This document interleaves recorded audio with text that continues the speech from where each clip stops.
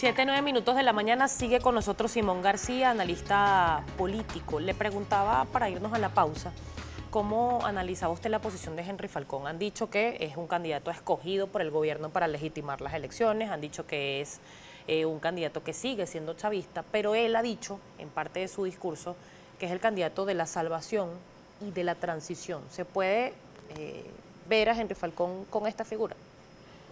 Yo creo que es absolutamente seguro que Henry Falcón y su candidatura vino para competir, para ganar, para gobernar y para cambiar. Yo creo que él está cumpliendo con una necesidad de la sociedad venezolana de tener un instrumento a través del cual pueda producir el cambio. Lamentablemente no se produjo por consenso. Lamentablemente la MUD no pudo conseguir un candidato de su seno. Lamentablemente la MUD renunció a la posibilidad de apoyar e influir para que Lorenzo Mendoza fuera un candidato. Lamentablemente la MUD no pudo abrir más allá la exploración hacia unos candidatos independientes como Ramón Guillermo Aveledo, como Eduardo Fernández, como Claudio Fermín. ¿Cuál cree usted que es la razón? ¿Por qué la MUD no logró concretar eso? Bueno, porque no existe una estrategia compartida. El vacío estratégico hace que cada una de las fuerzas tire hacia un lado distinto y carezca de coherencia. Y nosotros estamos obligados ahora a adquirir esa estrategia y a llenar ese vacío estratégico ex post. Es decir, hay un candidato. Ese candidato pertenece a la oposición.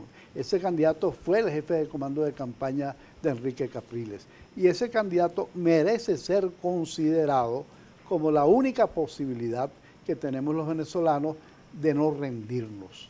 La peor de las condiciones que se puede cumplir es bajar los brazos, es dar la primera cuota a favor de la política del gobierno, de que aquí hayan unas elecciones sin candidatos y sin partidos, porque se han producido muchas mitologías, una de las cuales es, en Venezuela se vota pero no se elige, lo cual es absolutamente incierto.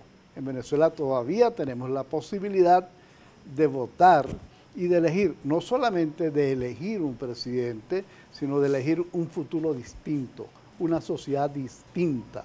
Y ojalá que nosotros no tengamos que, dentro de unos meses, dentro de un clima de decepción y de frustración, oír la expresión de que podíamos elegir y no lo sabíamos. Desde la oposición se ha denunciado que no hay independencia de poderes. Hemos visto actuaciones del Tribunal Supremo de Justicia que, según abogados constitucionalistas, pues violan la Constitución, son decisiones politizadas. Hay una Asamblea Nacional Constituyente a la que quien sea que gane pues tiene que juramentarse. ¿Ese escenario se ha evaluado por parte de Henry Falcón? Henry Falcón ha declarado que se va a juramentar ante la Asamblea Nacional. Y en segundo lugar, tenemos absoluta conciencia de que estamos enfrentando a una dictadura. Por lo tanto, al olmo autocrático no se le pueden pedir peras democráticas.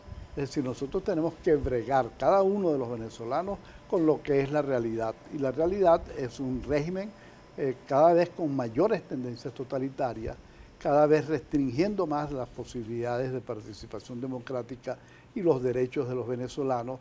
Y frente a eso hay que insurgir, hay que pararse, plantarse, pelear y ganar. Eso es posible. ¿Tiene fuerzas Henry Falcón para asumir además el otro escenario, que va a ser electo en mayo y va a poder empezar a ejercer el 10 de enero del año siguiente? O sea, va a haber en Venezuela una figura de presidente electo y presidente en ejercicio. Hay acontecimientos históricos que parten la historia en dos. Cuando aquí ocurra que Henry Falcón gane, todo este decorado del poder, que formalmente es muy fuerte, pero que desde el punto de vista no tiene sustento en la voluntad de los ciudadanos, sino en la fuerza de los fusiles, se va a derretir, se va a evaporar.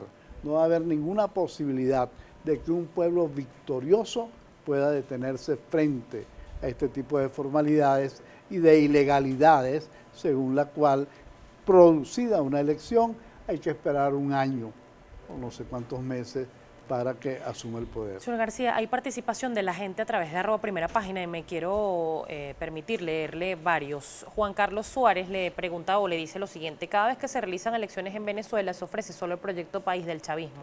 Mientras la militancia y los partidos políticos de oposición no tengan un proyecto para ofrecer, el pueblo opositor no votará por ellos. ¿Cuál es el proyecto que se ofrece en este escenario electoral en particular? Tenemos un proyecto en varias dimensiones. En primer lugar, hay un proyecto para devolverle a los venezolanos la capacidad adquisitiva, para que es el bolívar va a valer igual que $1. Y los salarios en una economía donde todos los precios y todos los bienes están dolarizados, van a ser dolarizados, comenzando por un objetivo que es fácil de lograr. En el primer año, cada venezolano va a recibir un salario entre 75 a $100. Y al final del proceso va a estar obteniendo un salario de $400 que le permita ser humano, ser un ser humano. ¿Y tiene capacidad para Venezuela para lograr la dolarización de la economía con este panorama económico? Ese programa cuesta unos 3.000 millones, se ha calculado, 3.000 millones de dólares, y existen en las reservas 9.000. Por más que raspen la olla, siempre van a dejar. Y si no dejan plata, por esta insaciable vocación de la cúpula chavista de robarse lo que haya, pues entonces se acudirá a los financiamientos internacionales para suplir. Henry Falcón ha hablado de una tarjeta, un subsidio directo, pero ¿qué diferencia es esta tarjeta del carnet de la patria, por ejemplo? Bueno, a mí no me gusta el nombre de tarjeta, yo preferiría llamarlo cédula, para asociarla a la idea de que los venezolanos tenemos una cédula de identidad y tenemos una cédula solidaria, que es una especie de aplicación peculiar en Venezuela del concepto de renta básica.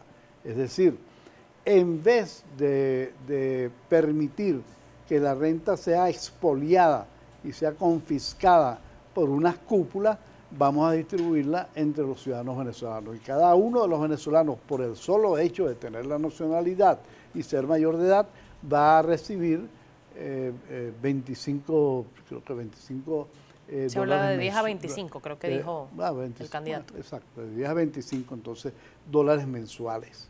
Esto es un derecho.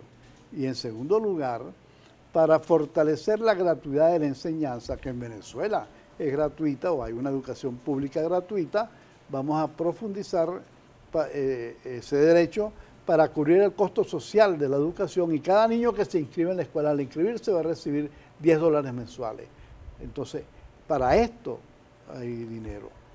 Es preferible además emplearlo en el bienestar de los venezolanos, que necesitan aumentar su poder adquisitivo, y que una política de reconstrucción de la economía necesita fortalecer desde el lado de la oferta las posibilidades de que haya una sociedad bien alimentada y con unas necesidades básicas satisfechas. Ese es el objetivo de las políticas vamos a decir, sociales, en un programa de ajuste que tiene una dificultad. Yo participé en la aplicación de un programa de ajuste junto con Teodoro. Ese era un programa de ajuste difícil, constrictivo, sin embargo con bastantes compensaciones sociales.